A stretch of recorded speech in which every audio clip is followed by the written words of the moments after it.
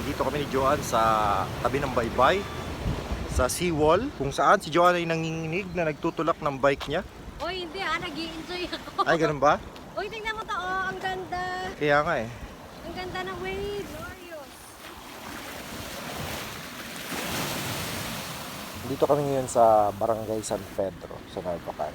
Unang beses namin dito at patagal na kaming curious kung anong itsura ng baybay at ng lugar na to. Uy, baka malaglag ka. Nagbike lang kami papunta dito. Mga 10 minutes or so lang naman mula sa bahay. Malapit lang.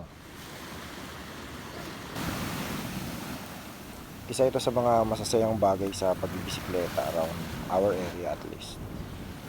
Nakaka-discover ng mga iski-iskinita, mga ganitong lugar na talaga namang masarap sa mata at sa damdamin.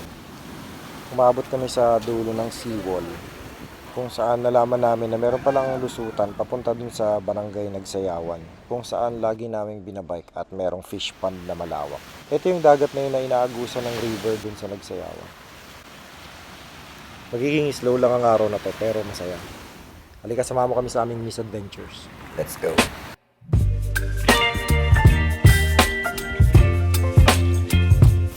Dapat bike lang.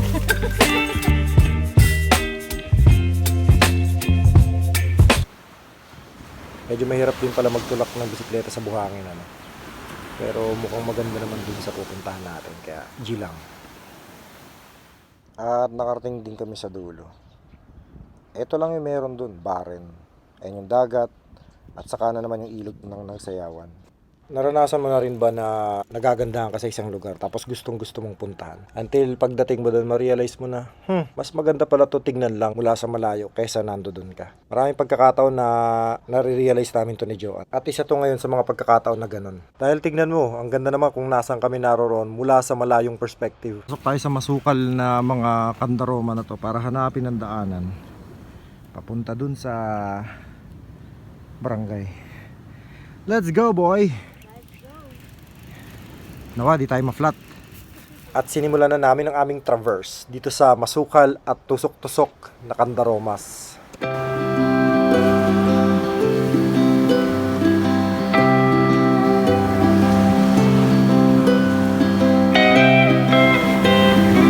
Na-trap na si Madam. Mukha daw. With my chicken wings, I was able to pull it off with flying colors.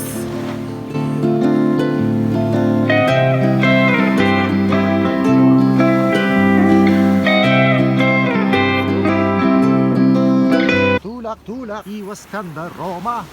Tulak, iwas kandaroma. Tulak, iwas kandaroma. Tulak. Hindi, bit-bit. Ay, bit. May daanan daw dito. Sabi nung dalawang girlalush. Mabali ng bike. Handshore. Eat. Tingnan namin. Thank you. Oh, pwede. Kaya. Alright. Yung mismo sabi, may narinig akong mukhang walang kandaroma dito. Sa putikan, my friends. Gusto natin yun eh. What? Saan ito papunta? This is a field. Diyan, sa kanan. Oo, baka. Sige, mauna ka. Go. Oh, adventure ni Rambo Ruiz. Saan ito pupunta? To the moon. Ay, ito. Ay, dito nga. Saan ka punta? Dito. Yata ah. Ang usapan, bike lang. Uy, kandaroma yan ah. Diyan sa tabing gilid. Tabing gilid. Ayun, nakikita ko naman yung mga bahay.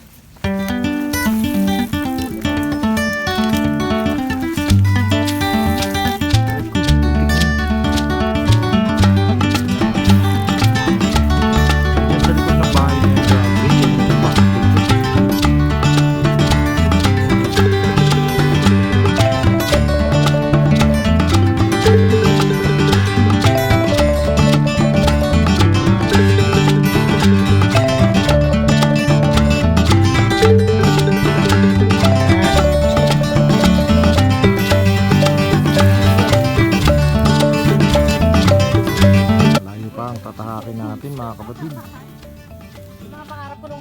ngayon lang natupad. Ano yan? At least wala kang nanay na nag-aantay sa'yo para paluin ka. May mga tricycle dun, tsaka motor. Ibig sabihin, pwedeng dumaan. Talino talaga to si Joan. Tama talaga si Joan. Ayan o, ang dulo na yun. Ang kalsada. Alright, we're safe. We can make padjak from here. Sige na. Maglalublob ka sa putikan din. Okay. Madulas ang aking paa. Kalsada din. It was fun. Really fun. Yan yung mga dream come true ko eh. Teka lang, tubig muna tayo.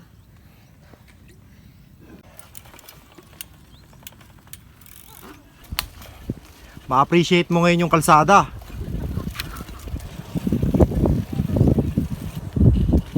So gusto natin pumunta sa Nagsayawan pero dito hindi pa ako sure kung doon talagang labas namin kasi first time din namin dito sa daanan na to.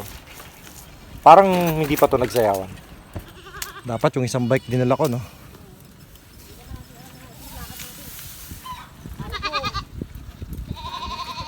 Pero madalas sa madalas, hindi mo kami makikita na nagbibisikleta sa kalsada.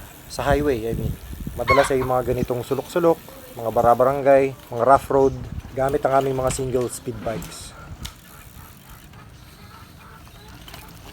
Iba pa nga to eh. Doon pa sa kanan, no? Ay, pa yung school, no? Sa kanan, layo. Alright, welcome sa syudad ng katotohanan. Ito yung iniisip natin na exit kanina. Kasi, doon tayo galing sa dyan. Alam mo kung may dugtungan yan mula dyan hanggang doon. Tinawid na namin kanina kaya lang wala. Basang paa, talsik na binti, at magandang asawa. Ako, tingnan yung binti. Maganda dito sa Nagsayawan. Ito oh.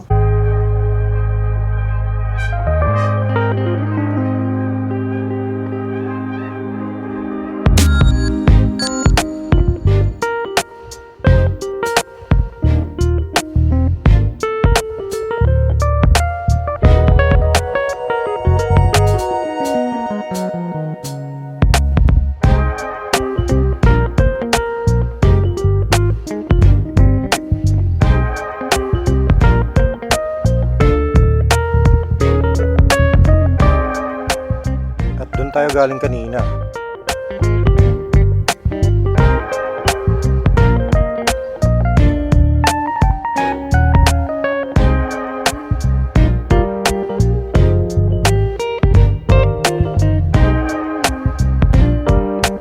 Alright, so this ends our padjak for today. It's a beautiful day with coconut for... Babalikan natin yung gulaman ni Uncle. Ano masasabi mo sa maganda kong plano? Sure. Okay.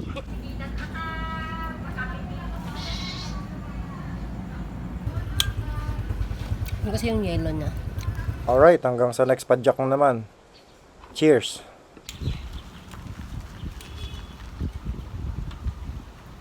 This place feels really sad.